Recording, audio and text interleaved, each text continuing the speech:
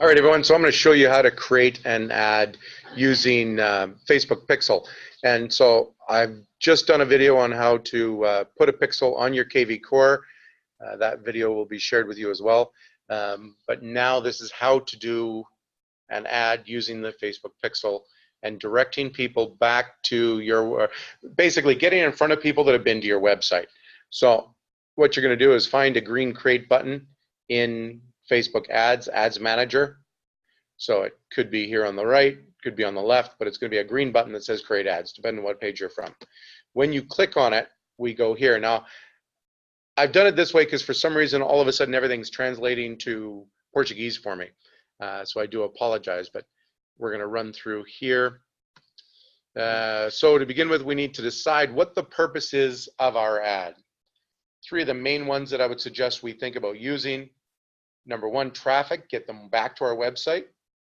Number two could be video views, having people who have been to our website see a video. And the last one is for lead generation. This one, in the translation from Portuguese to English, it's come back to registration generation, but basically it's a lead generation. So an example of what we would do for retargeting, if you wanted to do a video, would be have a video of you that just says, hey, thanks for checking out my website. Feel free to use it as often as you want. And then maybe give them a little tour on how to create their own search. Okay.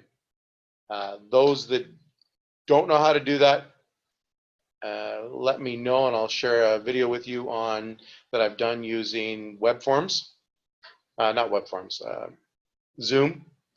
Using Zoom to be able to take a screen capture, to be able to capture your screen for a search just like that. Okay.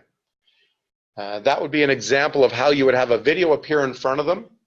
They've been to your website to look at a property, then they go to Facebook and they go, hey, great news. You visited my site, here's how to use it. What I'm going to show you how to do though is just traffic. Okay.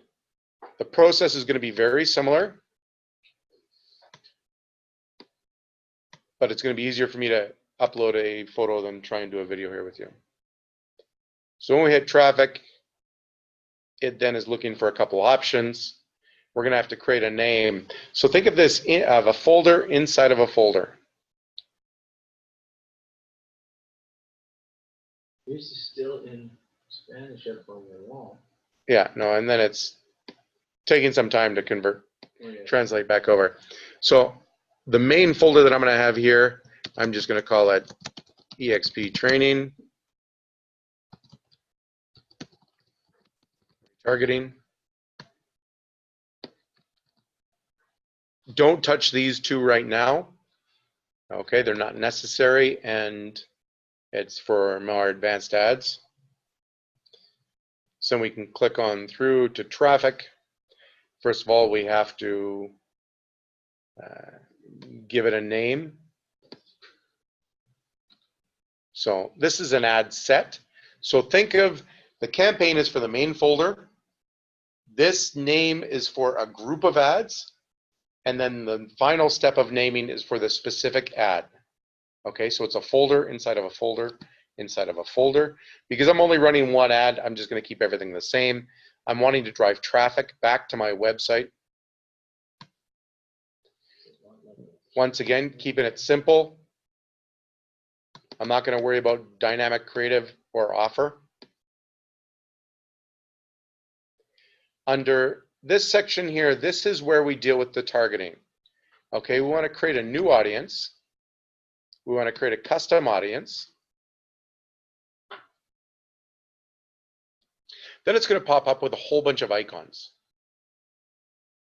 Okay, so this one probably says website when you do it because it won't be a translation. Another one that I use frequently is video. An example of video, most of you know that I do the coming to market videos for my listings, right? It's a week out. I have a little selfie that sits out front of the, or I'm sitting outside the house saying, hey, great news. One of your neighbors is coming on, 3 bedrooms, 4 bath, 123 Main Street. My name is Jason Beatty, your realtor with eXp Realty. Let's do the tour. And then quickly either throw up a few photos or just talk about a couple of the highlights. what I can do then is on the Friday when it comes to market, I can start the retargeting, say that people that watch that first video now will get a video. Great news, the home's on the market. It'll be on at noon. Let me know when you want to take a look. Okay, make sense? Okay, perfect. So that was an example. I'm off on a different tangent. This one, I'm just going to bring you back to the website. Or I want to bring the person that had visited the website back to the website. So then from there, I need to make sure I have the correct pixel chosen. A red pixel means your pixel isn't set up correctly. A green pixel means everything is working. So include people who, any of the following or all of the. I'm only going to do one, so it doesn't matter. I want to do all people that visited the sites. If we're doing that video for somebody who had just visited, hey, do you want to check out the site, or this is how you use it? I probably don't want to put that video in front of them for the next 6 months, right? I would probably just want that video to sit in front of them for the first 2 days, 3 days, week, something. Okay, in this case, I'm just going to say for the first week, and then I would name it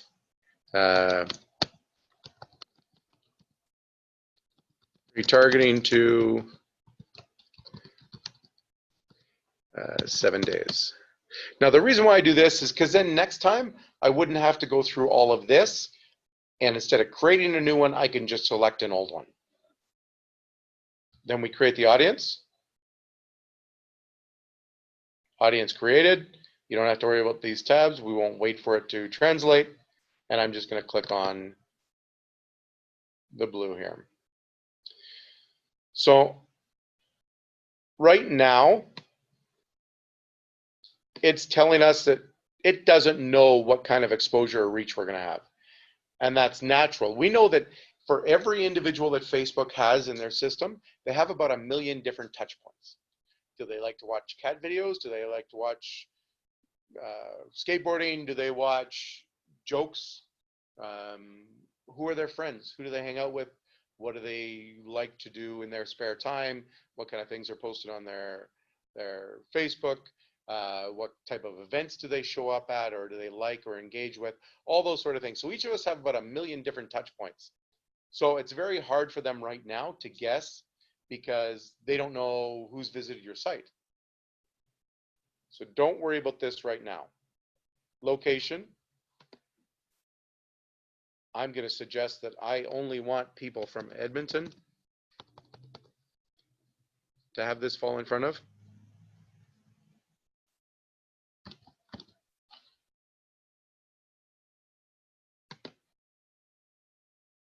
So then I just click on it. Do I want to be 40 Ks around? No, I only want the city itself.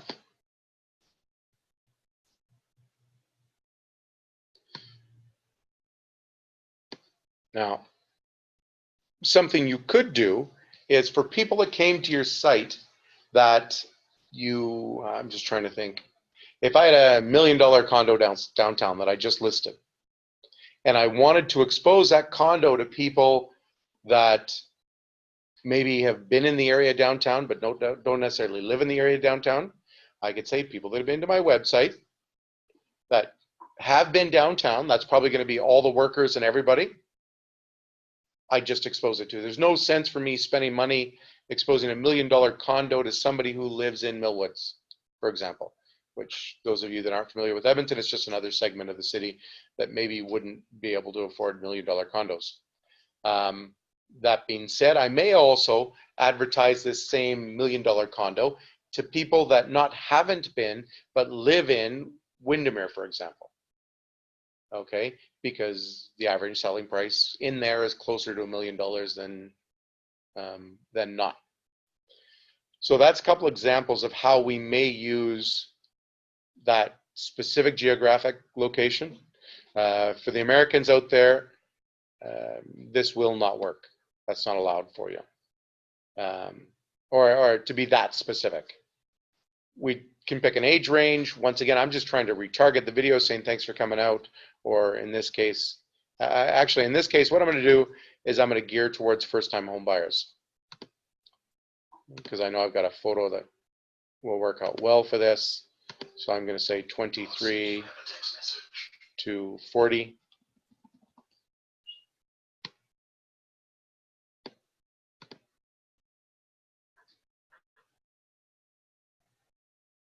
And then I'm just going to leave it at that. You can save the audience if you wish. I typically don't, because my focus is always on retargeting and being laser focused in who I'm retargeting to or who I'm advertising to. So there could be little unusual factors in each home or each marketing plan that I'm trying to devise. So I want to make sure that I don't get lazy and just select an audience that's already there. I just want to go through the process every time. I don't mind spending the extra 2 or 3 minutes to do that. Ryan is watching. Hey Ryan, welcome on. Under placements, I always leave it at automatic placements. I let Facebook take my money, and they understand based on these million pixels or characteristics that we have, data points, they understand based on that who is most likely to be able to open up the landing page. And that's why I'm paying per landing page view. So I'm letting Facebook determine who it's going to end up in front of. The first time around, or for the first few days, I'm starting to increase the amount of money that I pay. So for example, I may set this at $20 or $10 for the first, let's do $10 here for the first 2 days. And then I'm going to go back and reduce it. But I want them to understand who the demographic is that's clicking on this so that they can reappear back in front of them a lot easier. So I may leave it at $10 for the first couple of days. Oh, not 1,000.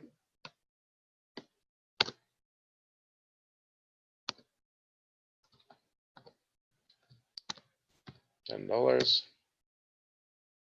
Why is it doing that?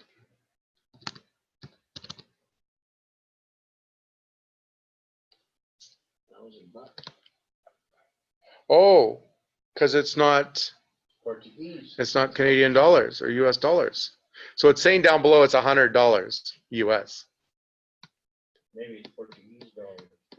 Yeah, it could be. So looks like for some reason my computer has adjusted to, there we go. Okay, so it's going to be 10 US dollars, a daily budget. I can run this forever, or I can pick dates and times when I want it to start and end.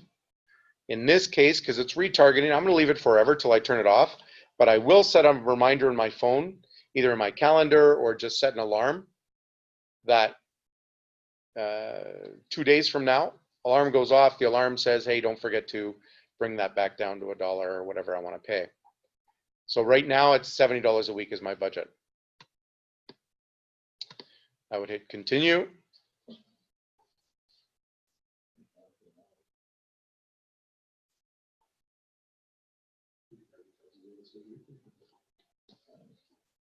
Yeah, and even at the $10 a day, guys, what would we pay for print ads or for bus benches or whatever we're using? I think everybody would understand that the value of this versus a bus bench might be dramatically different. So if we're prepared to spend $200 or $210 a month on bus benches, that's, what is that? $38 a day roughly? I don't know. So it gives us a rough idea. So ad name, once again, because I'm only doing the one ad, I leave it all the same. I would have EXP Homes and Lifestyle as my business Facebook page, but you can select other ones. I'm going to say yes, it's okay to use my Instagram.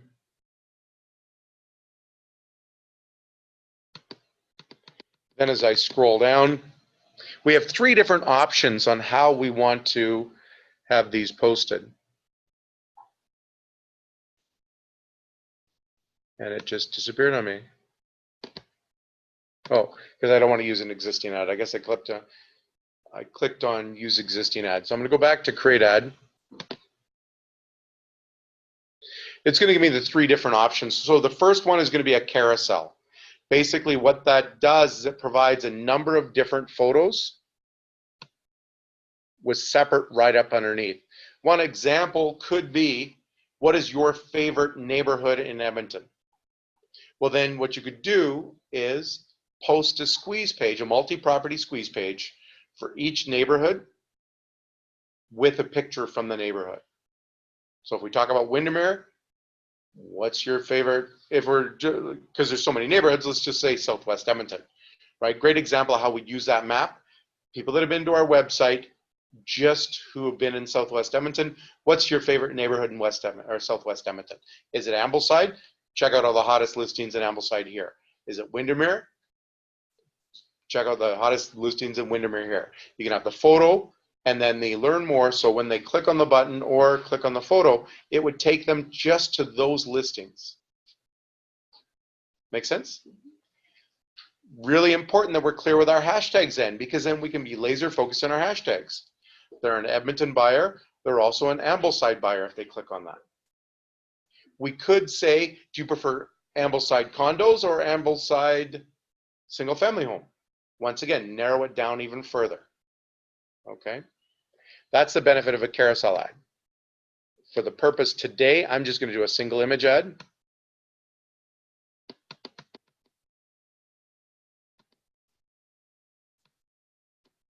So it wants me to add a median.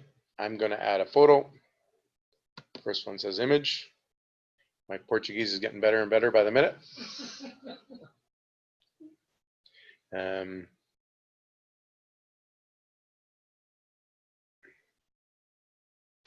This is the image I'm going to want to upload. And I'm going to hit continue, so you don't have to sit there and watch these swirling circles continue.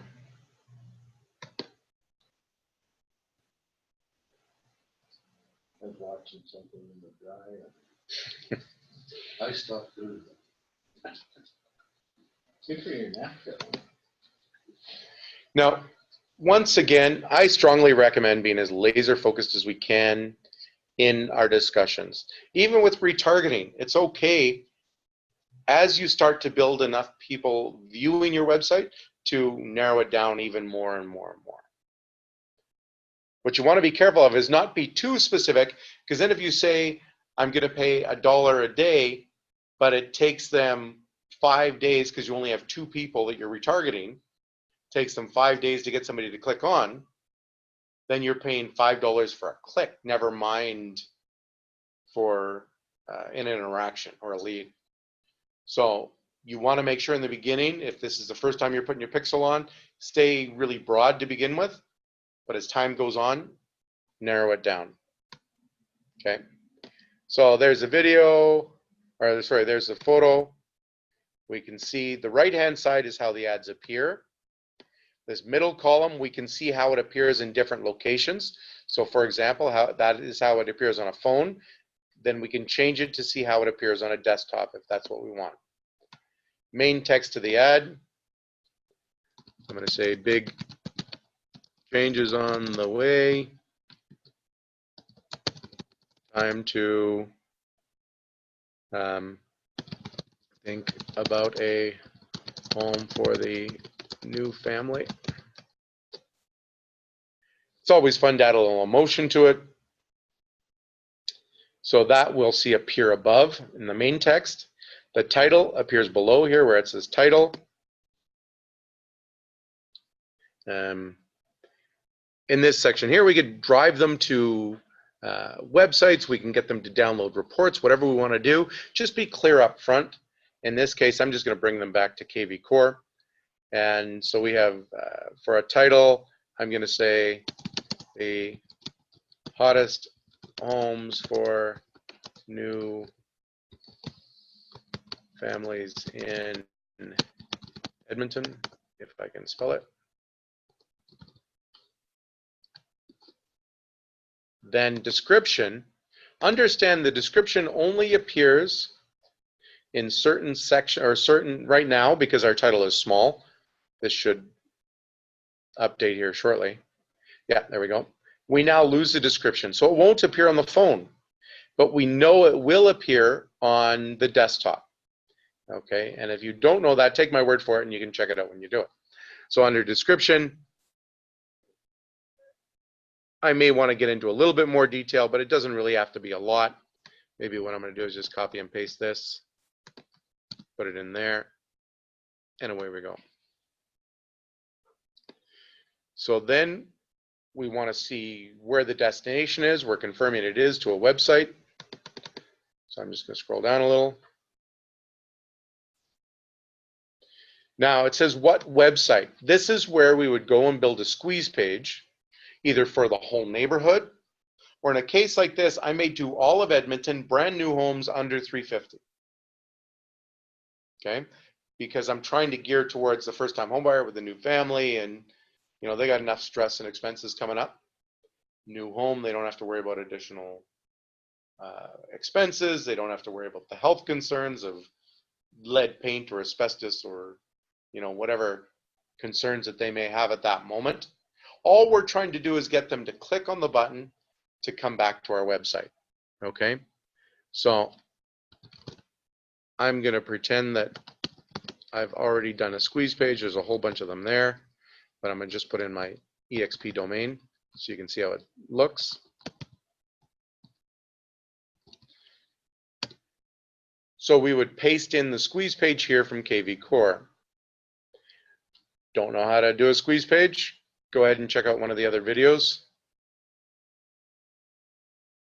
Now, when it pops up here to reappear, I have a vanity domain name. So maybe I'd rather have my vanity domain name appear here rather than this.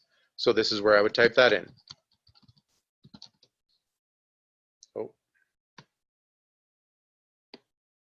I don't know where that other came from. Let's try this again.